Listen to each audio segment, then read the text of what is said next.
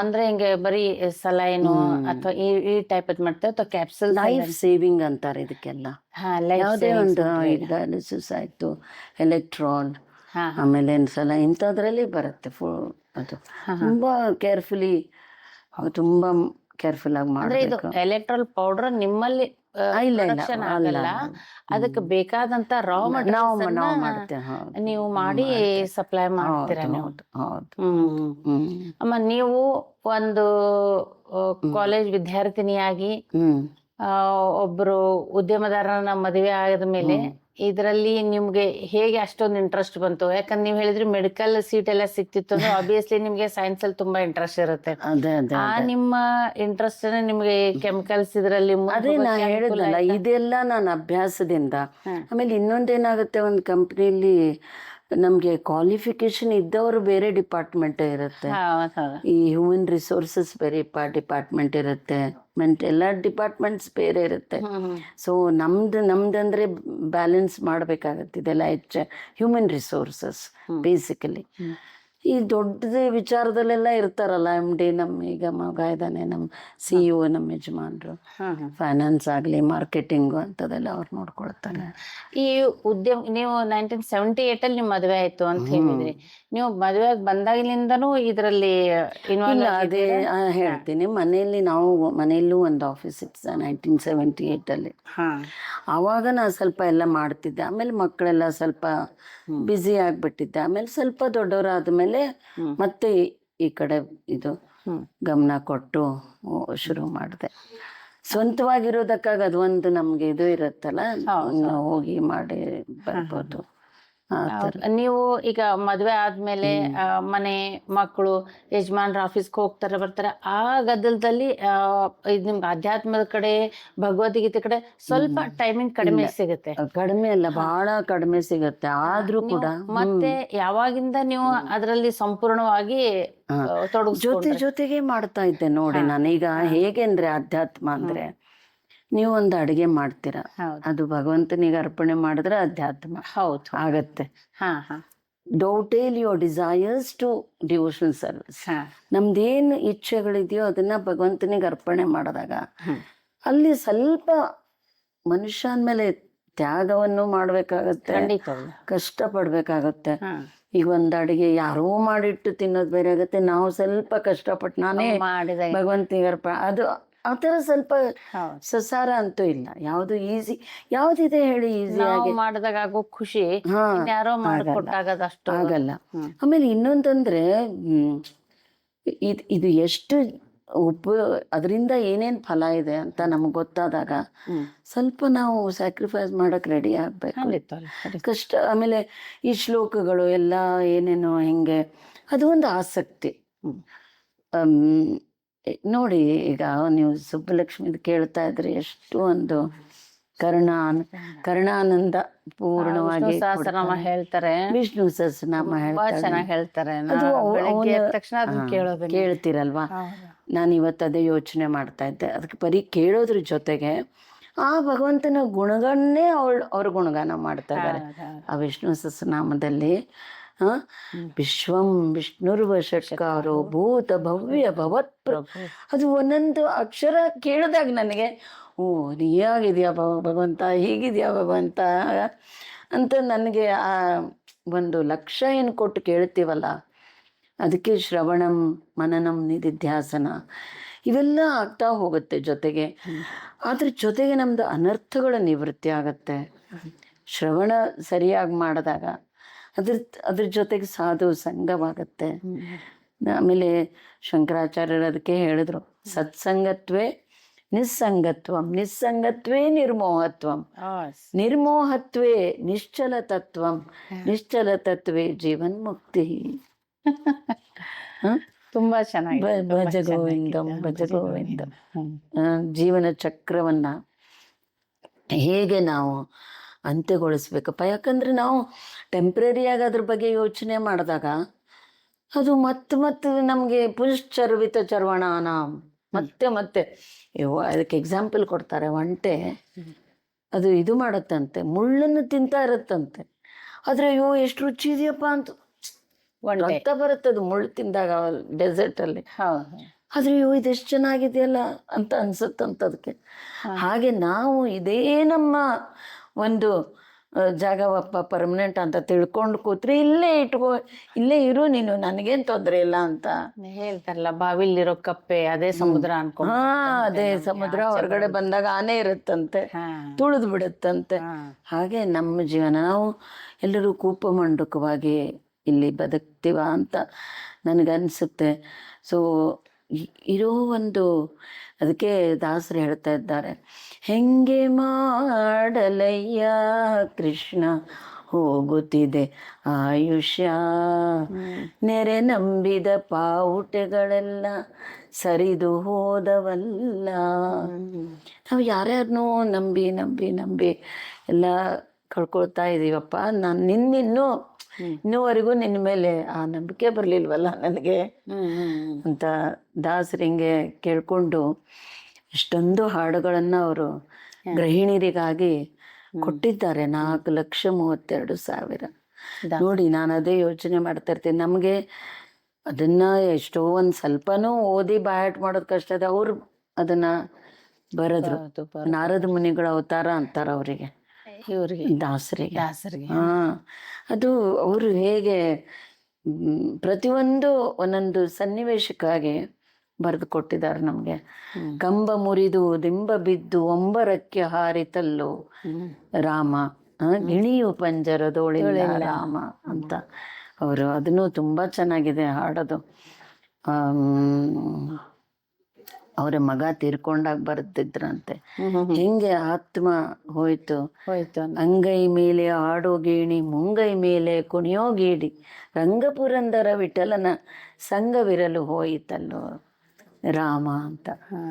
So ಹೀಗೆ ಈ ಆಧ್ಯಾತ್ಮದಲ್ಲಿ ಗೃಹಿಣಿಯರು ಬಂದ್ರೆ ಎಷ್ಟು ಒಂದು ಸಂಪತ್ತಿದ್ದ ಹಾಗೆ.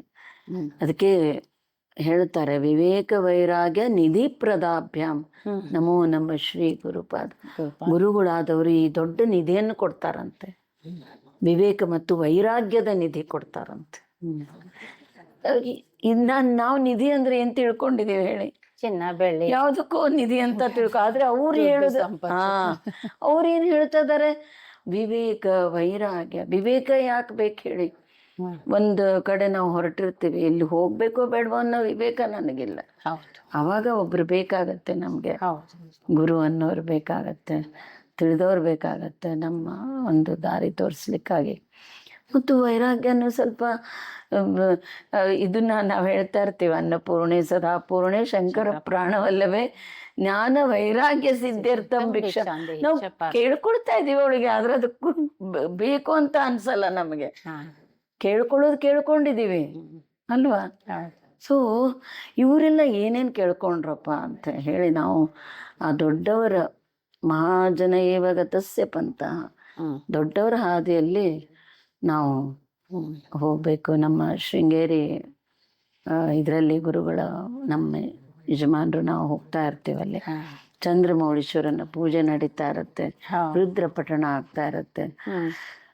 ಆ ಒಂದು ಲೋಕ ಎಲ್ಲರಿಗೂ ಸಿಗ್ಲಪ್ಪ, ಎಲ್ಲರೂ ಇದ್ರದ್ದು ಒಂದು ಇದು ಸಿಗ್ಲಿ ಅಂತ ದೇವರಲ್ಲಿ ಪ್ರಾರ್ಥನೆ ಮಾಡ್ತೀನಿ ನಾನು, ಎಲ್ಲರಿಗೂ ಒಳ್ಳೇದಾಗಲಿ. ಅದು ಯಾವ ಸಮಯದಲ್ಲಿ ಆಗತ್ತಮ್ಮ? ರಾತ್ರಿ 8:30. ಪ್ರತಿದಿನ ಪ್ರತಿದಿನ ಇರುತ್ತೆ ಚಂದ್ರಮೌಳೀಶ್ವರ ಪೂಜೆ.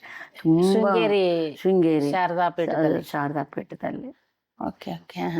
ಅವ್ರ ಮುಂದೆ ನಾನು ಒಂದ್ಸಾರಿ ಈ ನಮೋ ನಮ ಶ್ರೀ ಗುರುಪಾದುಕಾಭ್ಯಾಮ್ ಸ್ತೋತ್ರ ನಮ್ಗೆ ಬಹಳ ಹತ್ರದವ್ರು ಅವರು. ನಮ್ದು ಸಿದ್ದಾಪುರ ನಮ್ಮ ಮಾವನವರು ಒಂದು ಮಠನೂ ಕಟ್ಟಿದಾರ ಅಲ್ಲಿ ಎಲ್ಲ. ಅವರು ಅಲ್ಲ, ಇವರೆಲ್ಲ ನಮ್ಮ ಎದುರಿಗಿದ್ದಾಗ ಅವ್ರನ್ನ ನಾವು ಅನುಸರಿಸೋದು ನಮ್ಮ ಕರ್ತವ್ಯ ಅನ್ಸುತ್ತೆ. ಬೇರೆ ಏನೇ ಒಂದು ಇದು ಇದ್ರು ಇವರೆಲ್ಲ ನಮ್ಮ ಜೊತೆಗಿದ್ರೆ ನಮ್ಮ ಜೀವನ ಒಂದು ಸಾರ್ಥಕ ಅಲ್ವಾ? ಖಂಡಿತ ಖಂಡಿತ. ತುಂಬಾ ಥ್ಯಾಂಕ್ಸ್ ಹೇಳ್ಬೇಕು ಉಷಾ ನಿಮ್ಗೆ. ನನಗೆ ಇನ್ನೂ ತುಂಬಾ ಮಾತಾಡೋದು. ನಿಮ್ಮಲ್ಲಿ ಈ ಭಗವದ್ಗೀತೆಯನ್ನ ನೀವು ಕಂಠಪಾಠನ ಮಾಡಿದೀರಾ? ಈಗ ಯಾವ್ದು ಅದು ಹೇಳ್ತೀರಾ? ಯಾಕೆ ಬೇಕಾಗತ್ತೆ ಅಂದ್ರೆ ಉಷಾ, ಇವಾಗ ನಾವೆಲ್ಲೋ ಹೋಗ್ತೀವಿ, ನಾವು ಬರೀ ಓದಿದ್ದೀನಿ ಅಂದ್ರೆ ಅದಕ್ಕಿದು ಇರಲ್ಲ. ಎಲ್ಲೋ ಒಂದು ನನಗೆ ಮೊದಲು ಅದ್ರ ಮೇಲೆ ನಂಬಿಕೆ ಬರಬೇಕು. ಯಾಕೆ ಓದ್ಬೇಕು ಇದನ್ನ, ಯಾಕೆ ಇದನ್ನ ಪಠಣೆ ಮಾಡಬೇಕು, ಮತ್ತೆ ಇನ್ನೊಬ್ರು ಯಾಕೆ ಇದನ್ನ ಮಾಡಬೇಕು.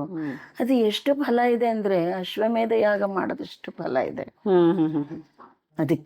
ಅದಕ್ಕಾಗಿ ನಾನು ಈ ಬ್ರಹ್ಮಕುಮಾರಿ ಅಲ್ಲಾಗಲಿ ಎಲ್ಲ ಕಡೆ ಈ ನಮ್ಮ ಭಗವದ್ಗೀತೆ ಅಭಿಯಾನದಲ್ಲಿ ನಮ್ಮ ಸ್ವರ್ಣವಲ್ಲಿ ಮಠ ಸ್ವಾಮಿಗಳು ಅವರು ಎಲ್ಲ ಕಡೆ ಎಲ್ಲ ವರ್ಷದಲ್ಲಿ ಒಂದು ಅಧ್ಯಾಯ ತಗೊಂಡು ಎಲ್ಲ ಸ್ಕೂಲ್ಗಳಲ್ಲಿ ಪಠಣೆ ಮಾಡ್ತಾರೆ. ನಮ್ಮ ಹವ್ಯಕ ಸಂಸ್ಥೆಯವರು ಕೂಡ ಎಲ್ಲ ಟೀಚರ್ಸ್ ಆಗಿ ಹೋಗಿ ಹೇಳಿಕೊಟ್ಟು ಎಲ್ಲ ಮಾಡಿ ದೊಡ್ಡ ಸಾಧನೆ.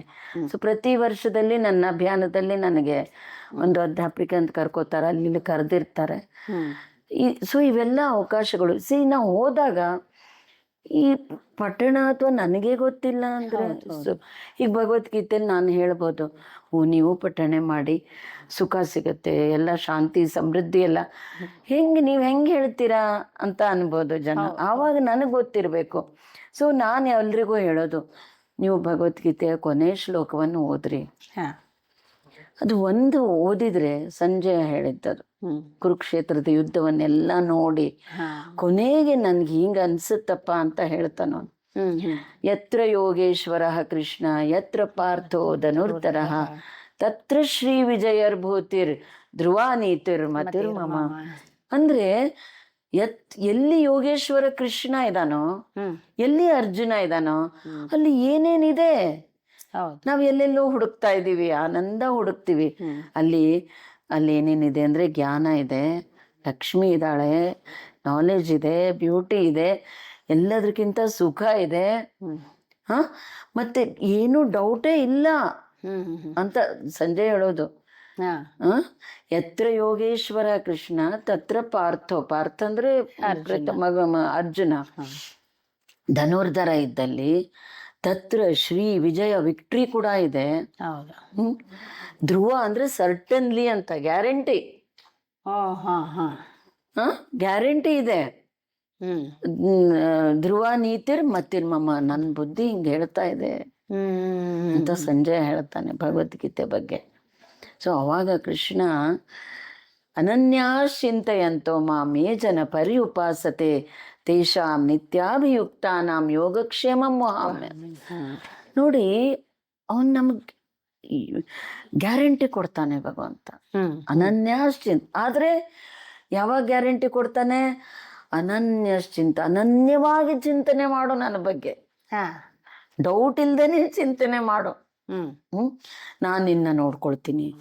ಸೊ ನಾನು ಅವಾಗ ಯೋಚನೆ ಮಾಡಬೇಕು, ನನ್ನೆಲ್ಲ ಇದು ಇದೆಯಾ, ಕ್ವಾಲಿಫಿಕೇಶನ್ ಇದೆಯಾ, ನಾನು ಅವನಿಗೆ ಹೇಗೆ ಬೇಕು ಹಾಗೆ ಪ್ರಾರ್ಥನೆ ಮಾಡ್ತಾ ಇದ್ದೀನ. ಕೆಲವೊಂದ್ಸರಿ ಏನಾಗುತ್ತೆ, ಕಷ್ಟ ಬಂದಾಗ ಎಲ್ಲರೂ ದೇವರನ್ನೇ ನಾವು ಇದು ಮಾಡೋದು ನಿಜ. ಅದು ಎಲ್ರಿಗೂ ಅನ್ಸುತ್ತೆ. ನೀವು ಯಾರ್ದಾರು ಮನೆಗೆ ಹೋದಾಗ ಅವ್ರ ದುಃಖದ ಸಮಯದಲ್ಲಿ ದೇವ್ರು ನನಗೆ ಯಾಕೆ ಹಿಂಗೆ ಮಾಡ್ಬಿಟ್ಟ, ಸಾಕ್ಬಿಡಪ್ಪ ನೀನ್ ಪೂಜೆ ಮಾಡಿದ್ದು ನೀವು ಕೊಟ್ಟದ ಅಷ್ಟ್ರಾಗ ಐತಿ. ಅದೇ ಎಲ್ರು ನಂಗೆ ಬಹಳ ಬೇಜಾರಾಗುತ್ತೆ. ಅವನ್ ಏನ್ ಮಾಡ್ತಾನೆ, ಅವನ್ ಪಾಪ ಯಥಾಮಾಂ ಪ್ರಪದ್ಯಂತೆ. ನಾವು 1 ಹೆಜ್ಜೆ ಇಟ್ರೆ ಅವ್ನು 10 ಹೆಜ್ಜೆ ಎಳ್ಕೋತಾನಂತೆ ನಮ್ಮನ್ನ. ನಾವು 1 ಹೆಜ್ಜೆ ಇಡೋ ಕೆಪಾಸಿಟಿ ನಮಗ್ ಅವನೇನೆ ಕೊಡ್ಬೇಕು. ಕೊಡ್ತಾನೆ ಅವನು. ಹಾಗೆ ನೋಡಿ, 4 ಮಕ್ಕಳು ಕೂಗ್ತಾ ಇದ್ರೆ ತಾಯಿ ಯಾರ ಹತ್ರ ಓಡೋಗ್ತಾಳೆ? ಯಾವ ಮಗು ತುಂಬಾ ಅಳ್ತಾ ಇರತ್ತೋ, ಕಷ್ಟಪಡ್ತಾ ಓಡೋಗ್ತಾಳೆ ಅವಳು. ಹಾಗೆ ಅವನು ಪರಮ ಇಷ್ಟು ಕರುಣಾಮಯಿ ಅಂದ್ರೆ ಏನೇನು ಅವನ ಕತೆ ಹೇಳ್ತಾ ಹೋದ್ರೆ, ಈ ಒಬ್ಬರ ಕಾಲನ್ನು ತೊಳೆದಿದ್ದಾನೆ, ಒಬ್ಬನ ಇದನ್ನ ಮಾಡ್ತಾ ಇದ್ದಾನೆ, ಏನೆಲ್ಲ ಮಾಡಿದಾನ ಅವನು ಅಂತ ಆ ಪರಮಾತ್ಮನಿಗೆ ನಾವು ದೋಷ ಕೊಡೋದು. ಒಬ್ಬರಿಗೆ ಕೊಡಬೇಕಾದ್ರೂ ಕೂಡ ಭೃಗು ಮಹರ್ಷಿದೊಂದು ಕತೆ ಬರುತ್ತೆ. ಕಾಲು ನೋಡಿ ಪರೀಕ್ಷೆ ಮಾಡ್ಲಿಕ್ಕೆ ಹೋಗ್ತಾನ ಅವನು. ಶಿವ ಎಲ್ಲರನ್ನೂ ಮಾಡ್ತಾನೆ. ಬ್ರಹ್ಮ ಪರಮಾತ್ಮನ ಹತ್ರ ಬಂದ್ರೆ ಎದೆ ಓದಿತ್ತಾನ ಅವನು, ಏನ್ ನನ್ನ ಅಲಕ್ಷ್ಯ ಮಾಡದೆ ಅಂತ ಅಹಂಕಾರ ತೆಗಿಲಿಕ್ಕೆ ಪಾದವನ್ನ ಹಿಡಿದು. ಸೊ ಇದೆಲ್ಲ ನೋಡಿ ಈಗ ತಿಳ್ಕೊಂಡಾಗ ನಮ್ಗೆ ನಮ್ಮ ಒಂದು ಸಂಸ್ಕೃತಿ ಆಗ್ಲಿ, ನಮ್ಮ ಇದ್ರ ಮೇಲೆ ಒಂದು ವಿಶ್ವಾಸ ಬರುತ್ತೆ. ಅದು ವಿಶ್ವಾಸ ಇಲ್ಲ ಅಂದ್ರೆ ಏನಾಗತ್ತೆ ಅಂದ್ರೆ ನಾವು ಏನಂತೀರಾ ನೀವು, ನಮ್ಮ ಫೇತು ನಮ್ಮ ದೈವ ಹೊಟ್ಟೋಗೋದು ಎಷ್ಟೊತ್ತು ಇಲ್ಲ ರೀ. ಈಗ ಹಾಗಾಗಿ ನಾವು ಏನೋ ಇನ್ನೊಬ್ರು ಹೇಳಿದ್ದು ಕೇಳ್ಕೊಂಡು ಎಲ್ಲ ಏನೇನೋ ಆಗ್ತಾ ಆ ಥರ ಆಗಬಾರ್ದಂದ್ರೆ ನಮ್ಮದು ಇದು ತಿಳ್ಕೊಬೇಕು ನಾವು. ಹೌದು. ನಮ್ಮ ಆತ್ಮ ಸಾಕ್ಷಾತ್ಕಾರ ಆಗಲೇಬೇಕಲ್ಲ. ಹೇಗಂದರೆ ಒಂದು ಚಿಕ್ಕ ಕತೆ ಬರುತ್ತೆ ತುಂಬ